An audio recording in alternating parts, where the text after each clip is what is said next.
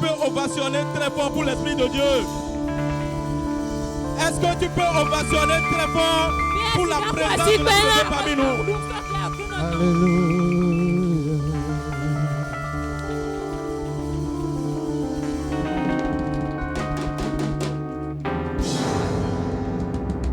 Avant que tu ne t'asseyes, je voudrais que tu donnes que tu pries. Que tu pries avec moi. Tu vas dire, Esprit de Dieu, la façon dont je t'ai acclamé maintenant, continue à prendre le contrôle de tout chose ce matin au nom de Jésus.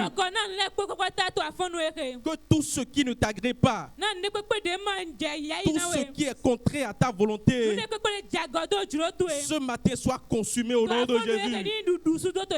Tout ce qui ne veut pas que je réalise ma destinée,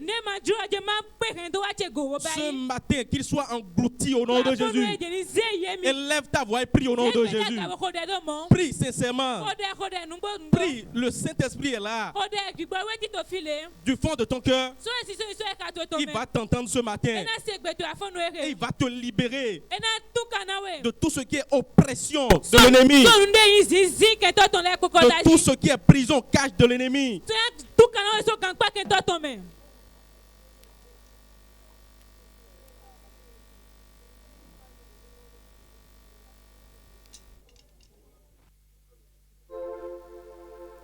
C'est au nom de Jésus que nous venons de prier.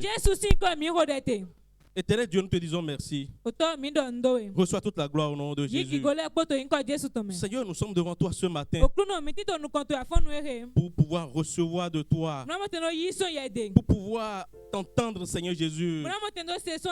Nous, Seigneur, nous ne sommes rien. Nous ne sommes qu'un canal que tu veux utiliser pour atteindre ton peuple, Seigneur Jésus. Oh Seigneur Jésus, agis puissamment ce matin au nom de Jésus. Nous ne voulons pas, oh Seigneur, faire notre propre volonté. Mais c'est ta volonté, Seigneur, que nous voulons faire, Seigneur Jésus. C'est pour cela que ce matin, nous nous effaçons complètement, Seigneur Jésus. Et nous te laissons la première place, Seigneur Jésus. Que ta volonté soit au-dessus de toutes choses au nom de Jésus. Que ta volonté soit au-dessus de toutes choses au nom de Jésus. Que ta parole qui sortira ce matin, que ta parole qui sortira ce matin, Seigneur Jésus, que cette parole-là raffermisse nos foi au nom de Jésus. Que cette parole raffermisse nos foi au nom de Jésus. Que cette parole, Seigneur Jésus, délivre ce qu'elle doit délivrer au nom de Jésus. Car il est écrit dans ta parole, Seigneur Jésus, que lorsque tu envoies ta parole, que ta parole ne retourne pas à toi sans avoir accompli ce pourquoi elle a été envoyée, Seigneur Jésus. C'est pour cela que cette parole qui sera déployée ce matin, je prie au nom de Jésus-Christ de Nazareth, que cette parole, Seigneur Jésus, impacte ces vies-là au nom de Jésus. Que des transformations s'opèrent au nom de Jésus. Qu'à la fin, Père, toute la gloire te revienne, Seigneur Jésus. Que notre joie, Seigneur Jésus, soit parfaite, Seigneur Jésus. C'est dans le beau et puissant nom de prier. Veuillez nous asseoir dans la gloire du Seigneur Jésus-Christ. Gloire à Dieu. Gloire à Dieu. Vous êtes avec moi? Je ne vous reçois pas. Gloire à Dieu. Il a plu au Seigneur ce matin que nous soyons devant vous ce matin pour que le Seigneur puisse nous utiliser. Nous prions tout un chacun de nous de focaliser leur attention sur le Seigneur Jésus-Christ. Car c'est pour lui que nous sommes ici ce matin. Nous ne sommes pas là ce matin pour quelqu'un. Nous ne sommes pas là pour un ancien. Mais nous sommes là pour Jésus-Christ de Nazareth. Celui-là qui est mort pour nos péchés, qui a été enseveli le troisième jour, il a été ressuscité des morts. Et à travers cette œuvre, il nous a libérés de toute oppression du péché. C'est pour lui que nous sommes là ce matin. Le Seigneur bénit notre écoute au nom de Jésus. Ce matin, le thème autour duquel nous allons échanger, le thème de notre message de ce matin s'intitule comme suit: le fruit de l'esprit, un terrain fertile pour la manifestation des dons spirituels. Le fruit de l'esprit, un terrain fertile pour la manifestation des dons spirituels.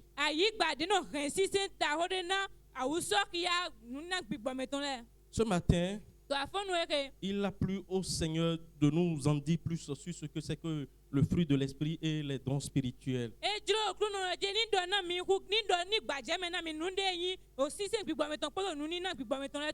Et en tant que chrétien aujourd'hui,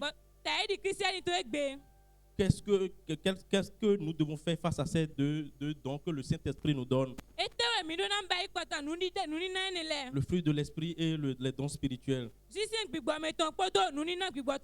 Nous allons voir ce que c'est que le fruit de l'esprit de façon ramassée. Nous allons parler des dons spirituels également. Et l'objectif de ce message, c'est de pouvoir amener chaque chrétien que nous sommes à pouvoir comprendre que il nous faut ces deux packages que le Saint-Esprit nous donne lorsque nous, après notre conversion.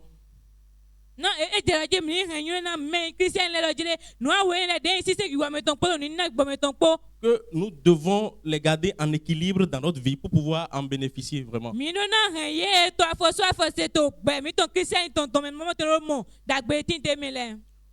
savons tous autant que nous sommes que lorsque Adam et Ève ont été créés et par la suite ils ont chuté, Dieu, dans son amour, a mis en exécution son plan salvatrice pour nous. Parce que l'homme était destiné à mourir.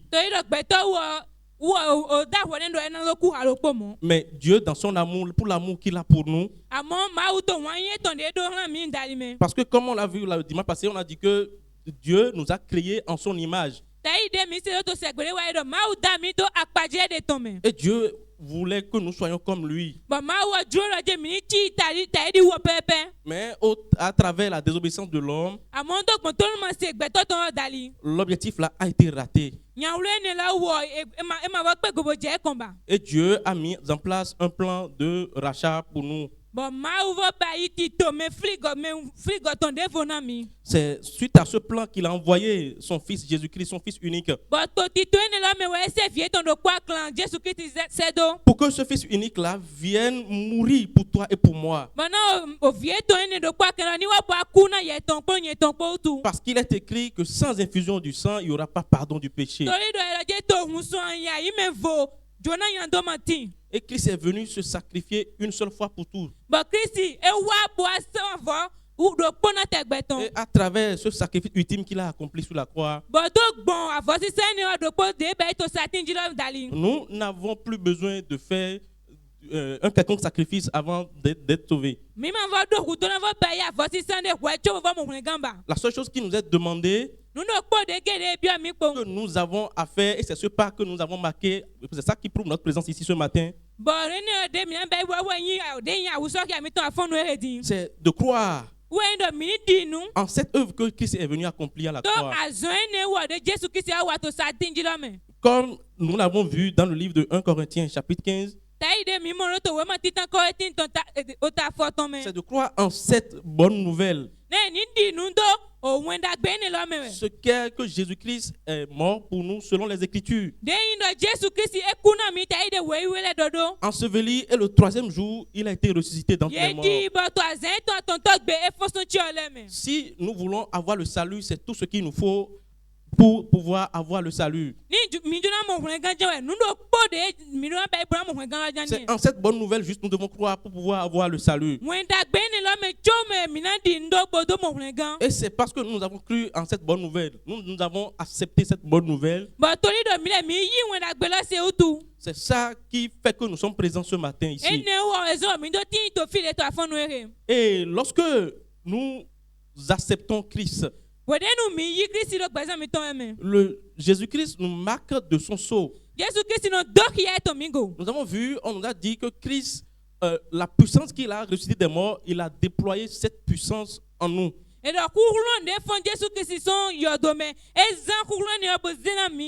avons vu aussi que lorsque Jésus partait, il avait dit à ses disciples de ne pas quitter Jérusalem.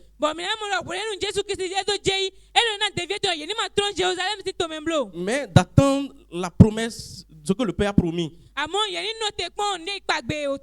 Ce qu'est le Saint-Esprit. Le Saint-Esprit.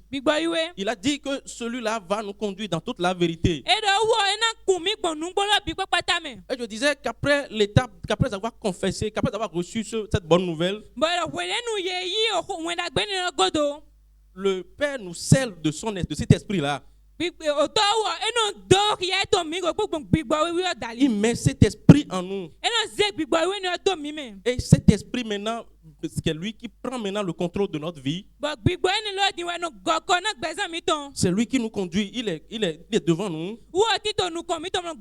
Et c'est lui qui nous conduit. Comme dans l'Ancien Testament où il y avait une colonne de nuée devant les enfants d'Israël.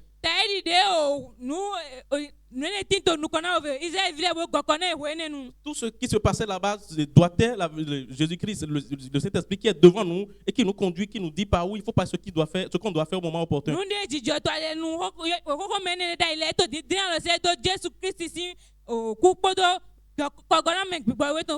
En tant que chrétien, il suffit seulement que nous nous laissons la direction de notre vie à l'Esprit de Dieu. Et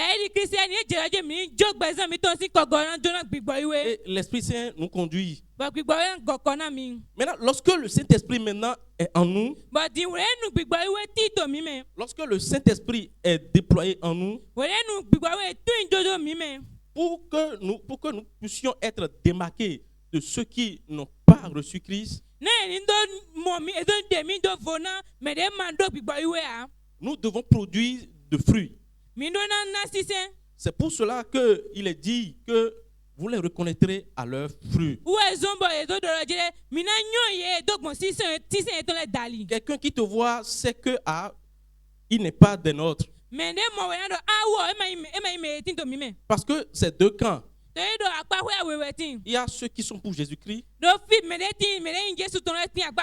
Et il y a un fruit qui les caractérise. De l'autre côté, il y a ceux qui sont du monde. Et il y a le fruit qui les caractérise, qui sont les œuvres de la chair. Cela va nous conduire ainsi dit à ouvrir nos Bibles. Dans le livre de Paul, dans l'épître de Paul aux Galates, chapitre 13 au 25e verset.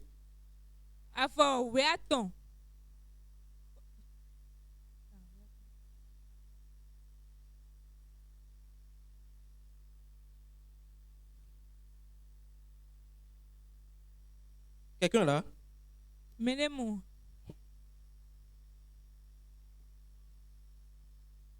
Galates chapitre 5, il n'y a pas du 13e verset. Vous avez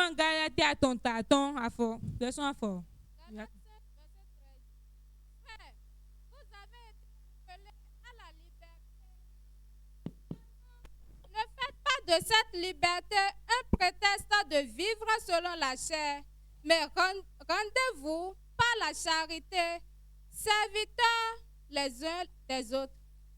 Car toute la loi est accomplie dans une seule parole, dans celle-ci: tu aimeras ton prochain comme toi-même. Mais si vous vous mordez et vous dévorez les uns les autres, prenez garde que vous ne soyez détruits les uns par les autres. Je dis donc, marchez selon l'esprit et vous n'accomplirez pas les désirs de la chair. Car la chair a des désirs contraires à ceux de l'esprit et l'esprit en a de contraire à ceux de la chair. Ils sont opposés entre eux afin que vous ne fassiez point ce que vous voudriez.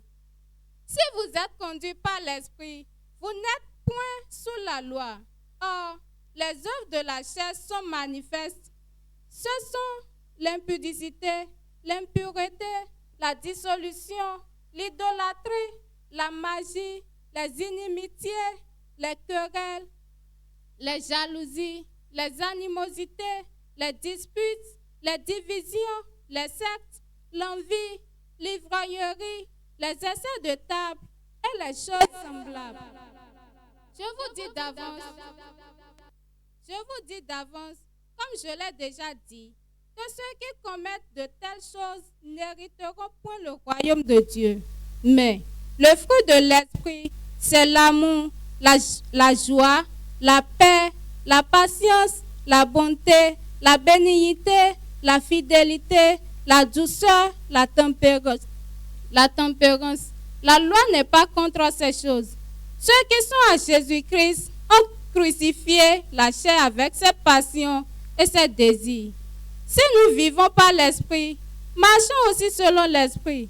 Ne cherchons pas une vaine gloire en nous provoquant les uns les autres, en nous portant envie les uns aux autres. Merci beaucoup. C'est l'apôtre Paul qui écrivait aux Galates. Dans ce livre, nous voyons qu'il leur disait: Frères, vous avez été appelés à la liberté. Mais cette liberté ne doit pas être une excuse pour vos désirs mauvais. Au contraire, mettez-vous au service les uns des autres avec amour. Donc, Christ nous a appelés à la liberté. Tel que je l'ai dit tout à l'heure, quand les hommes ont chuté, Dieu a envoyé son Fils pour nous libérer. Et je vous ai décrit le processus. J'ai dit que après avoir confessé Christ, après avoir Christ nous scelle de son esprit.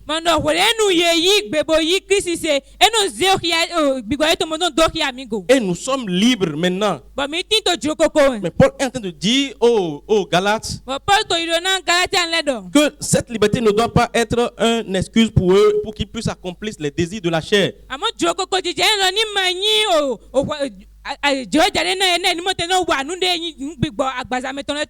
Et il va plus loin. Et il dit: c'est pourquoi je vous dis, laissez l'Esprit Saint conduire votre vie. Ainsi, vous ne suivrez pas vos désirs mauvais.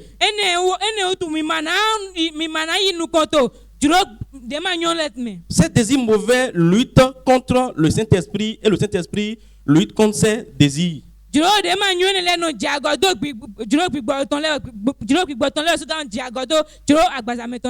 vous avais dit au départ que c'était deux camps.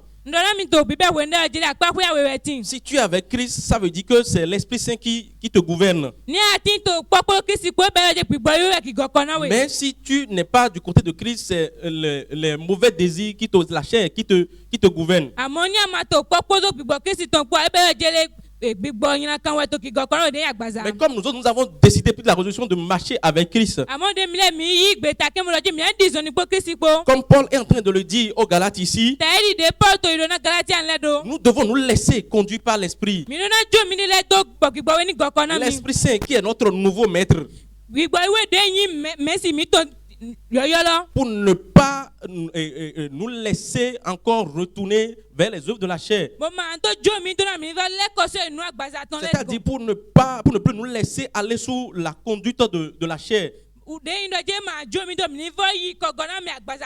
Donc c'est très important pour nous de nous soumettre, de laisser la conduite de notre vie, la guidance de notre vie à l'Esprit de Dieu. Car je l'ai dit tout à l'heure que vous les reconnaîtrez à leurs fruits. Du côté que tu aurais choisi, c'est ce fruit-là que tu vas porter. Et nous voyons, il est allé plus loin, il dit: mais si l'Esprit Saint vous conduit, vous ne dépendez plus de la loi.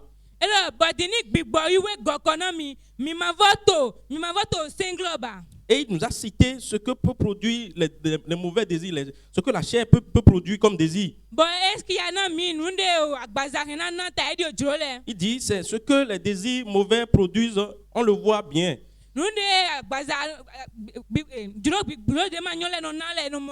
Ils mènent une vie immorale et mauvaise. Ils se conduisent n'importe comment. Ils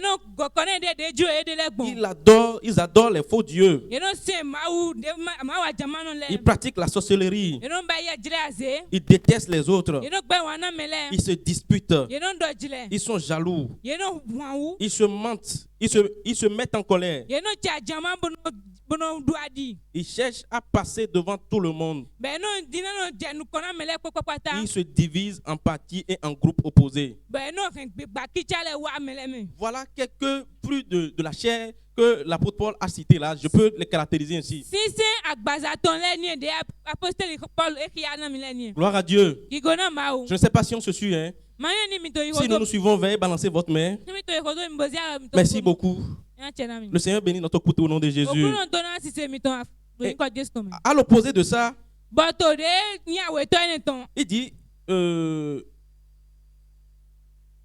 voilà, il dit, je vous avertis et j'ai déjà dit, ceux qui font ces choses-là n'auront pas de place dans le royaume de Dieu. Donc ceux qui manifestent ces fruits-là, ces fruits de la chair, ces œuvres de la chair, ceux-là n'hériteront pas, n'auront pas part dans le royaume des cieux. Et il dit maintenant, au contraire, voici ce que l'Esprit Saint produit. Amour, joie, paix, patience, bonté, service, confiance dans les autres, douceur, la maîtrise de soi. La loi n'est sûrement pas contre ces choses. Et il dit, président, le verset 24, que ceux qui appartiennent au Christ Jésus ont été cloués sur la croix, les désirs mauvais qui les entraînaient.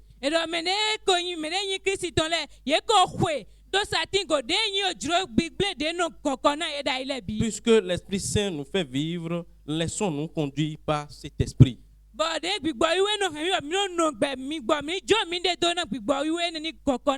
Donc, de façon résumée, nous devons nous laisser conduire par l'esprit. Puisque le Seigneur Jésus-Christ est venu nous libérer, il nous a libérés totalement et nous sommes libres. Nous ne sommes plus sous l'oppression du péché. Mais nous ne devons pas faire de cette liberté une excuse. Pour manifester les désirs de la chair. Mais au contraire, nous devons nous laisser conduire par l'Esprit Saint. En nous laissant conduire par l'Esprit Saint, nous allons voir que le fruit de l'Esprit que produit l'Esprit Saint va commencer par se manifester en nous. On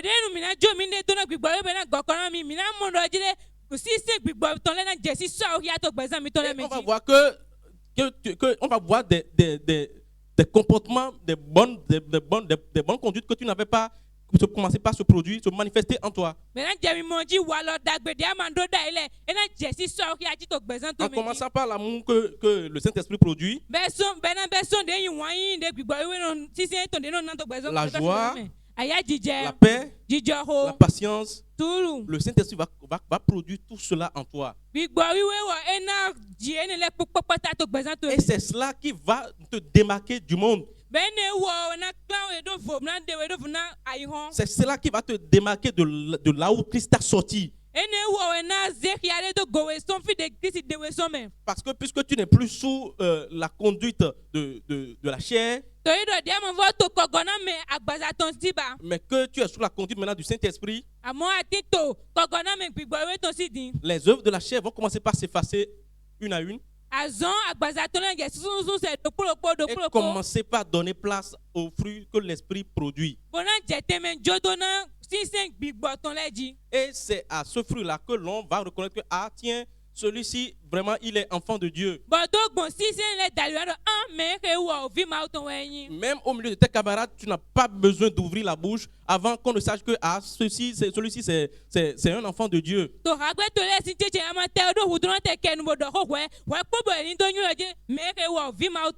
qui auparavant se mêlais aux œuvres de la chair, après cette rencontre avec Christ, et après d'avoir reçu le sceau du Saint-Esprit, lorsque tu vas te retrouver dans tes camarades, ils vont te dire, ah, viens encore, on ira faire les œuvres de la chair que nous avons l'habitude de faire. Viens encore nous plonger dans les mauvaises choses que nous faisons. Quand ils vont voir que les choses ont changé, maintenant ils vont dire, ah tiens, il n'est plus des nôtres. Et je le répète, je l'insiste que c'est cela qui nous démarque du monde.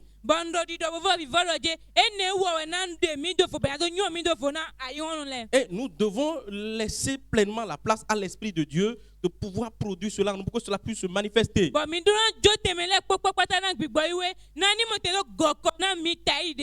nous conduire pour que nous puissions réellement produire ces fruits, pour que ces fruits-là soient palpables, soient remarquables dans notre vie.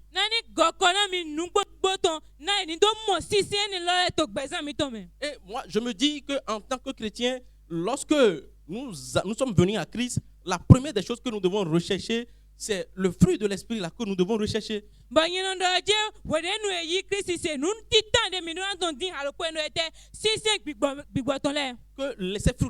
ce fruit-là se manifeste en nous. Mais nous constatons maintenant que de nos jours, que de nombreux chrétiens ne travaillent pas plus pour la même façon du fruit de l'esprit. Mais ce qui les impressionne, ce qu'ils veulent, désirent ardemment, c'est les dons de l'esprit. Cela n'est pas mauvais. Cela n'est pas mauvais. Mais ce qui serait bien pour pouvoir que l'équilibre puisse être établi, le fruit de l'esprit d'abord. Le fruit de l'esprit, et cela va nous permettre de pouvoir gérer ces dons-là que le Seigneur a mis en nous.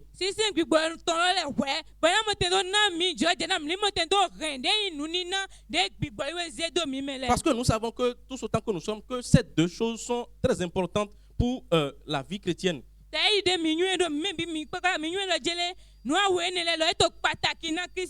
Pour notre édification. Mais nous ne devons pas rechercher l'un sans l'autre. Mais nous devons faire l'effort pour avoir les deux, pour pouvoir établir l'équilibre.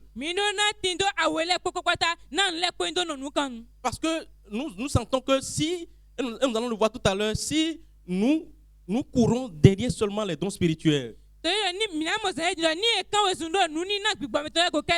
nous arrivons à l'obtenir, et s'il n'y a pas un fondement du fruit de l'esprit qui est là, nous remarquons qu'il y a un déséquilibre qui s'opère. Nous allons voir rapidement et nous allons donner quelques exemples.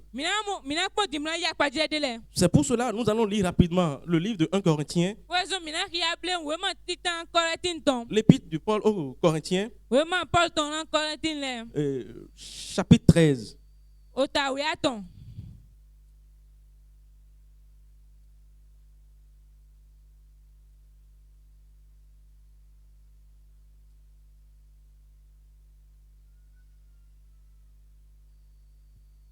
Quelqu'un est là?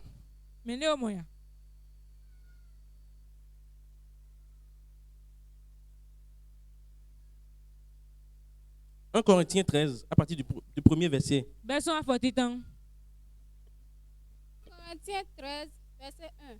Quand je parlerai les langues des hommes et des anges, si je n'ai pas la charité, je suis un airain qui résonne ou une cymbale qui retentit.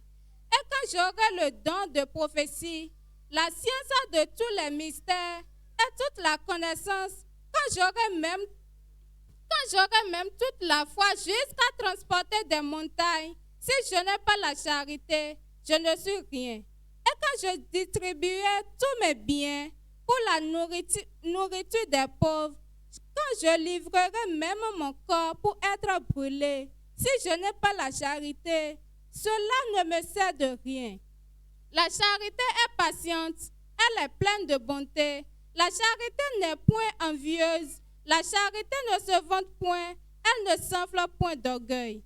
Elle ne fait rien de malhonnête, elle ne cherche point son intérêt, elle ne s'irrite point, elle ne soupçonne point le mal. Elle ne se réjouit point de l'injustice, mais elle se réjouit de la vérité. Elle s'excuse à tout, elle croit tout, elle espère tout, elle supporte tout. La charité ne périt jamais. Les prophéties prendront fin, les langues cesseront, la connaissance disparaîtra. Car nous connaissons en partie et nous prophétisons en partie. Mais quand ce qui est parfait sera venu, ce qui est partiel disparaîtra. Lorsque j'étais enfant, je parlais comme enfant. Je pensais comme un enfant. Je raisonnais comme un enfant. Lorsque je suis devenu homme, j'ai fait disparaître ce qui était de l'enfant. Aujourd'hui, nous voyons au moyen d'un miroir, d'une manière obscure, mais alors nous verrons face à face aujourd'hui. Nous verrons face à face. Aujourd'hui, je connais en partie, mais alors je connaîtrai comme j'ai été connu. Maintenant donc, ces trois choses demeurent, la foi, l'espérance, la charité. Mais la plus grande de ces choses, c'est la charité. Alléluia. Alléluia. Alléluia. Alléluia. C'est l'apôtre qui parle aux Corinthiens en ce qui concerne les dons spirituels. Pour mieux comprendre ce passage que nous venons de lire, je nous prie que lorsque nous serons chez nous à la maison, puisque le temps ne va pas nous le permettre, de lire les chapitres 12 et le 13 et le 14.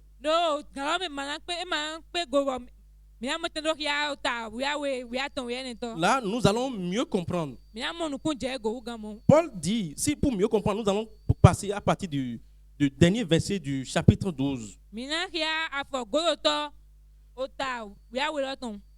Paul, après avoir parlé et instruit, donné des conseils aux Corinthiens au sujet des dons spirituels,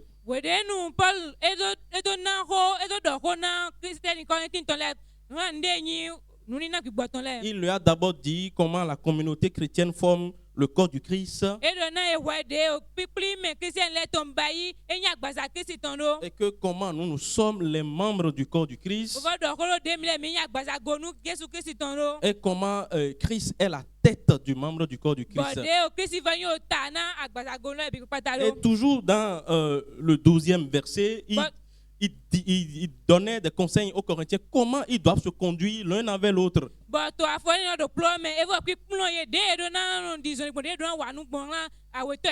Qui doivent marcher dans l'amour, ils doivent être dans l'union. Puisque les membres du corps s'entraident. La tête ne peut pas dire de lui-même, moi je ne veux pas faire cela pour les pieds, la main ne peut pas dire la tête, je ne peux pas te faire ci, je ne peux pas te faire ça. Mais il nous a montré l'importance des membres du corps du Christ, des membres du corps du Christ que nous sommes.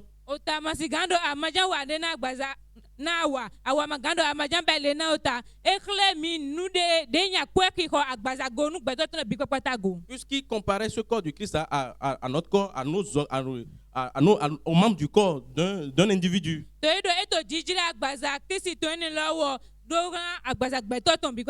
Et il montrait l'importance même du membre du corps que nous pouvons traiter de plus inutile.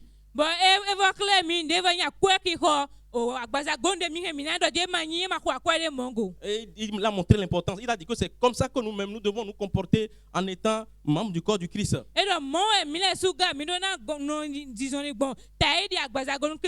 Nous devons être unis et nous devons nous entraider. Et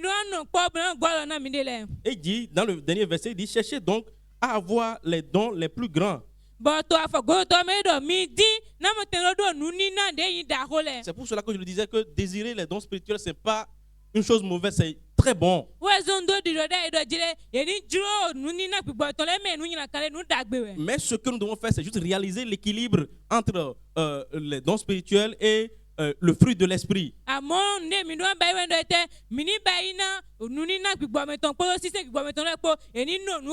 Et comment les deux, le don de l'esprit et les dons de l'esprit et le fruit de l'esprit marchent, c'est ça que nous allons voir dans le livre de Corinthiens que nous avons lu tout à l'heure.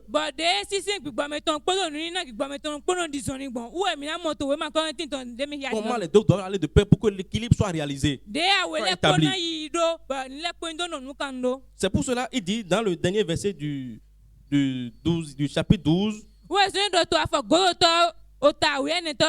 cherchez donc à avoir les dons les plus grands.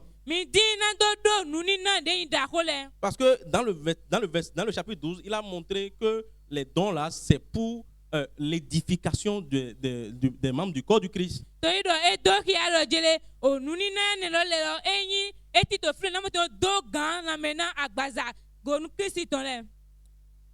Il dit, mais maintenant, je vais vous montrer un chemin meilleur que les autres.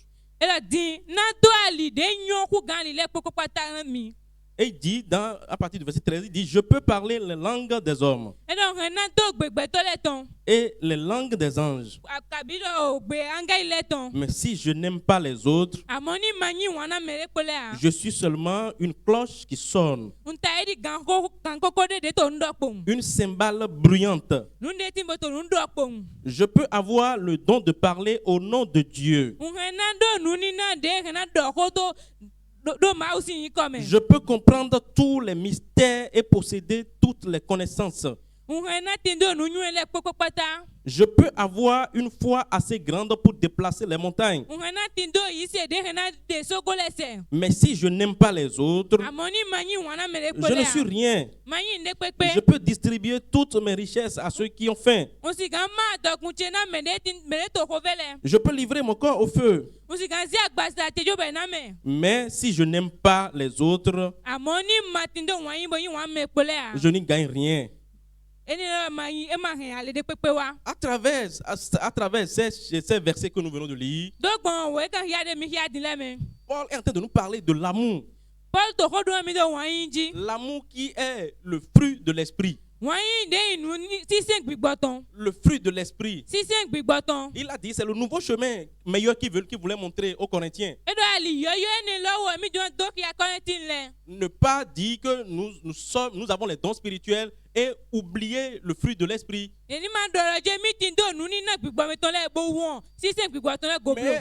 nous devons manifester tant bien même le fruit de l'esprit et avoir les dons et manifester les dons pour que les deux puissent aller de pair.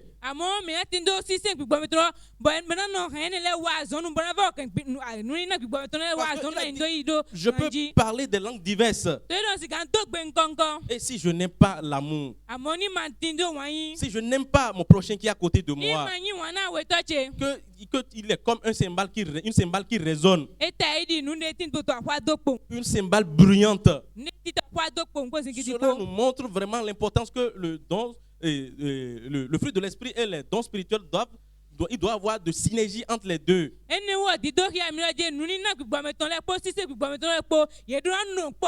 Nous ne devons pas désirer uniquement les dons spirituels. Mais nous constatons aujourd'hui que les chrétiens que nous sommes, nous savons que nous devons avoir le fruit de l'esprit, que nous devons manifester le fruit de l'esprit, mais nous ne taillons pas trop d'importance à cela. Je dirais que comme nous recherchons ardemment, activement comme les dons spirituels.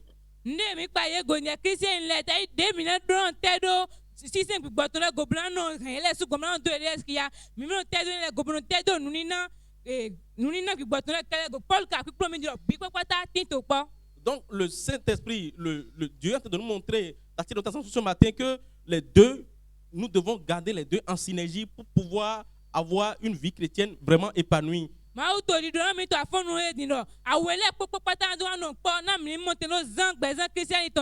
Et pour que ces dons-là soient véritablement, c'est que se manifestent vraiment en nous. Conformément à la volonté de Dieu. Donc ça veut dire que si j'ai le don de parler en langue, je dois pouvoir développer, manifester le fruit de l'esprit.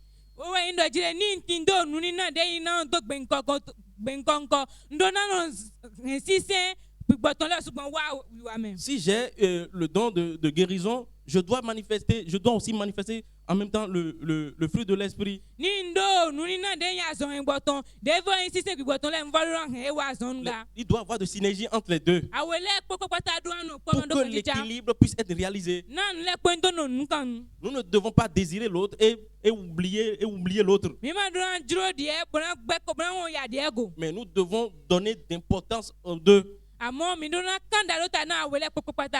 Si nous allons plus loin, il dit maintenant 3 choses sont toujours.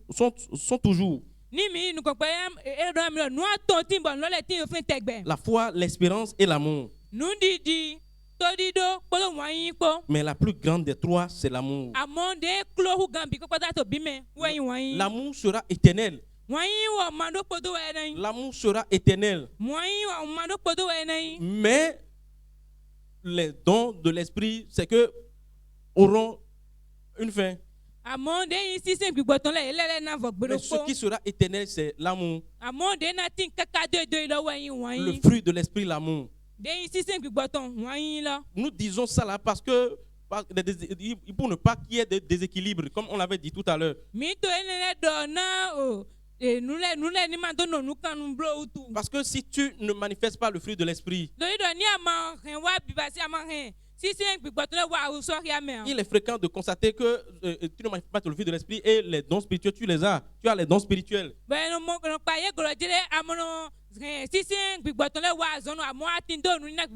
Et c'est toi qui parles, qui reçoit de Dieu, tu parles.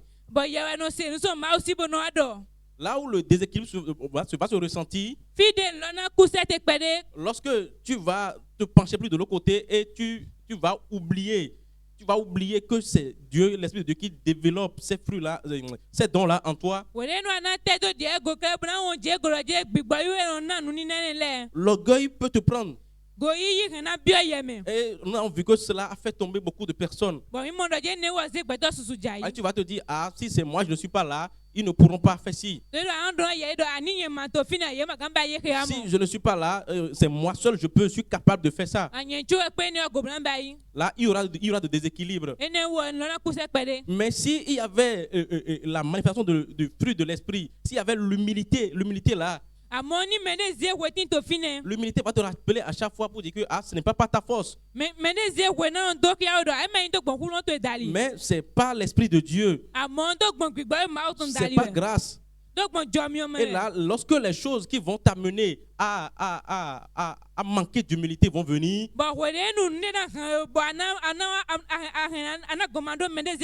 le fruit de l'Esprit est là pour réaliser l'équilibre. Voilà un exemple que nous pouvons donner parmi d'autres. Il y a d'autres exemples que nous pouvons donner. Mais ce que nous allons maintenant dire, fruit don spirituel, oui. Mais de façon que les deux aillent en synergie, que cela aille en synergie avec le fruit de l'esprit. Pour que nous puissions accomplir cela de façon efficace. Voilà que tu as le don de guérison. Un autre exemple.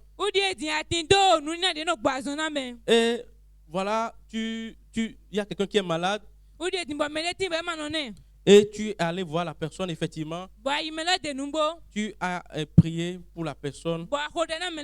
En manifestant de l'amour envers la personne, tu dois au moins t'assurer qu'il ait pu manger.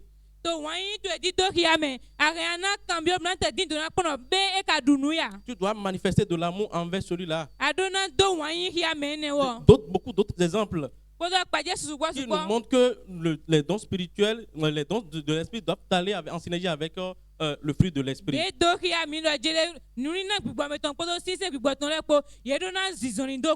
Manifestes-tu le fruit de l'esprit?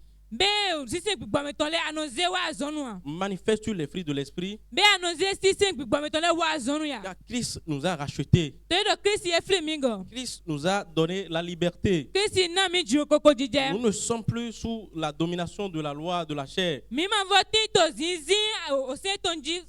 Mais nous sommes libres maintenant. Nous sommes libres maintenant. Et ce qui doit nous démarquer des autres, de ceux du monde, c'est le fruit de l'esprit là. Manifestes-tu de l'amour envers ton prochain? Manifestes-tu de l'amour envers ton prochain? Car la Bible nous dit que ce qui va rester éternellement, le plus grand des choses qui va rester éternellement, c'est l'amour. Là où tu es, tu vas commencer par te poser des questions. Tu vas demander à Dieu que tu as écouté son message ce matin et que tu voudrais que cela soit enraciné sur la table de ton cœur.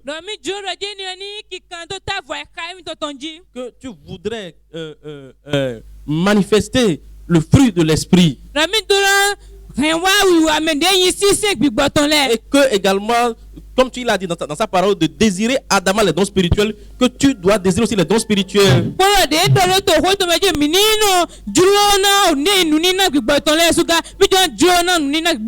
Mais que de t'aider à gérer les deux en sorte qu'il y ait de synergie entre les deux. Pour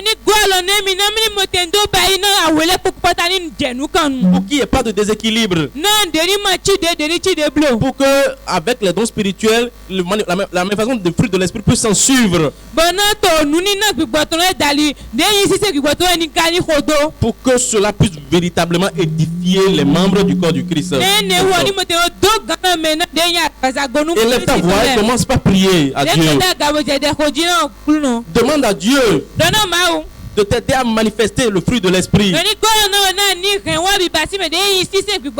dans le même temps, montre-lui ton désir ardent des dons spirituels. Oui, tu dois parler en langue.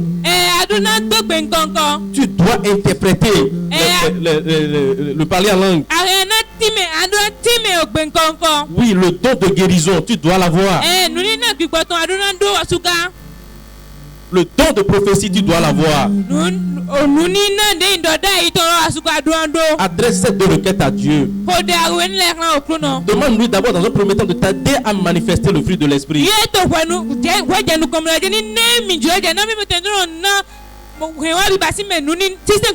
Et dis-lui ton désir d'avoir les dons de l'esprit pour l'édification des membres du corps de Christ.